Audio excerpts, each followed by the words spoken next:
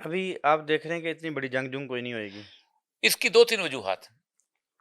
एक तो वजह ये है कि पाकिस्तान के is a nuclear state, India is a nuclear state.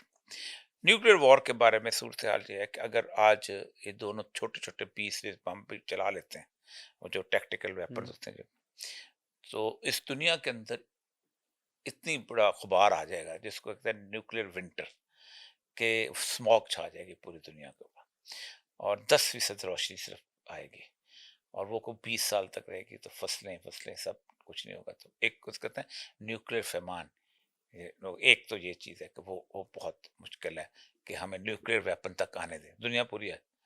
वो जो होता है ना कि यार वो चल जाएगा हाँ, हाँ। तो वो चल वो दो को पकड़ लेना है, उसको भी पकड़ लेना, हमें भी पकड़ लेना उसको, क्योंकि कोई नहीं चाहेगा।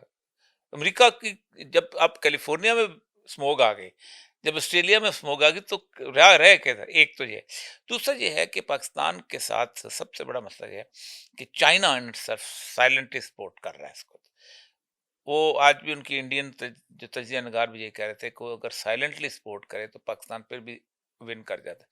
मतलब उसका जो बेडो सिस्टम है वो अगर पाकिस्तान उसको देख रहा है, तो इनको तो जाके बोरो करना पड़ता है ना जाके, वो सिस्टम इनके हाथ में है, पाकिस्तान के तो बंदे वहां पर बैठे हुए हैं। ये क्या सिस्टम है सर बेडो सिस्टम थोड़ा ये आवाम को जैसे बता आपका गूगल है ना, जो नेविगेशन सिस्टम, ये वो सिस्टम है।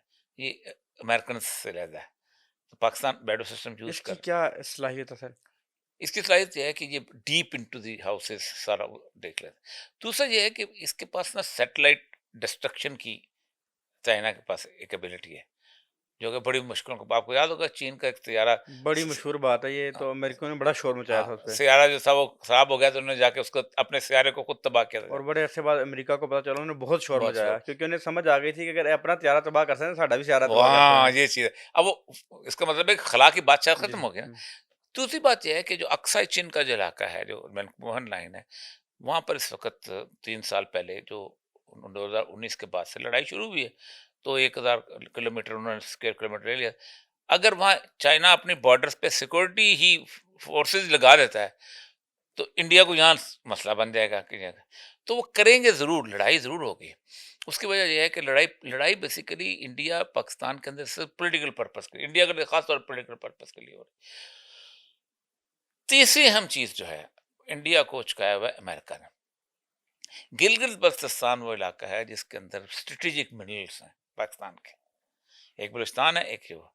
तो वो कहते हैं कि गिलगित बल्तिस्तान को 3 वजह से आप उस पे वो रास्ता निकालो तो कब्जा करो। एक तो ये है कि वहाँ का द्यूसाई प्लेन पे अगर बैटरीज फिट हो जाती हैं, तो अब दुनिया पूरी आपके कंट्रोल में आ जाती है, चाइना भी आपके कंट्रोल हो जाता है। दूसरा ये मिनरल्स जो है ना, ये अगर हमारे हाथ में आ जाती हैं, तो आप समझो कि अपना जो है अमेरिका का वो प्लान जो है ना स्ट्रेटेजिक मिनरल का। तीसरा, अगर गिलगित बल्तिस्तान को रोक लेते हैं, तो सी पैक का रास्ता रुक जाता है। तो अमेरिकन प्लान तो यही है कि इंडिया को यहाँ किसी ना किसी तरीके से इन्फिल्ट्रेट कराया जाए, जैसे सियाचिन में हुआ था, जैसे कारगिल वाली सूरत हाल हुई थी, जैसे वो यहाँ नहीं आने देंगे।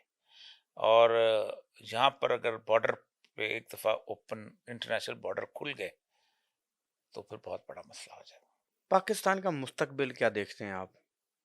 प्रोफ़ेसर रफ़ीक अख्तर तो कहते हैं कि पाकिस्तान का मुस्तकबिल बहुत रोशन है, परेशान ना हो। आपकी पाकिस्तान का जितनी भी मुस्तकबिल इतना रोशन है जिसके हिसाब नहीं, लेकिन हमारा मुस्तकबिल रोशन है कि नहीं, ये बहुत बड़ा क्वेश्चन है।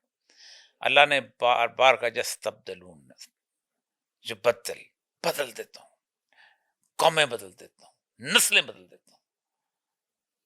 पाकिस्तान उसकी निशानियों में से है। पाकिस्तान क्या इस वक़्त दुनिया में 1920 में जितने मुल्क बने हैं ना, इनकी बाउंड्रीज़ अब मुक़द्दस हो चुकी हैं, अब वो उसको छेड़ते नहीं हैं। अमेरिका की इतनी ख़्वाहिश थी, इसराइल की इतनी ख़्वाहिश थी कि इराक 3 मुल्कों में तक़सीम हो जाए। इराक को फ़तह कर लिया, तब भी नहीं कर सके।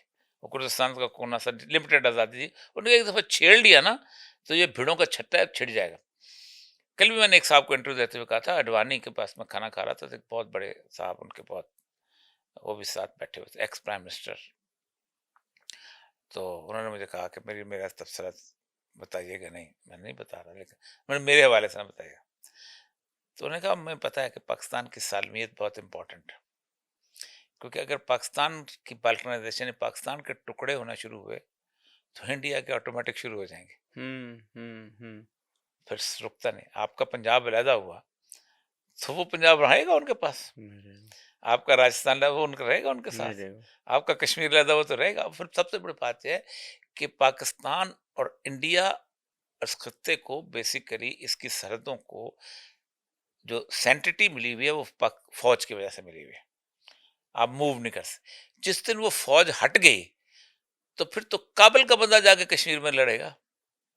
फिर तो कंधार वाला जाके जाके उधर जाके तो वो अपना बाबरी मस्जिद के ऊपर जाके पहुंच जाएगा, क्योंकि बॉर्डर पोरस हो जाएंगे। तो बॉर्डर की सेंट पाकिस्तान को इसी तरह पाकिस्तान को होगा कुछ नहीं डेफिनेटली, इंशाल्लाह। लेकिन हमारी जो 70 साल में हमारे जराइम है ना, उनकी सजा जरूर मिलनी है।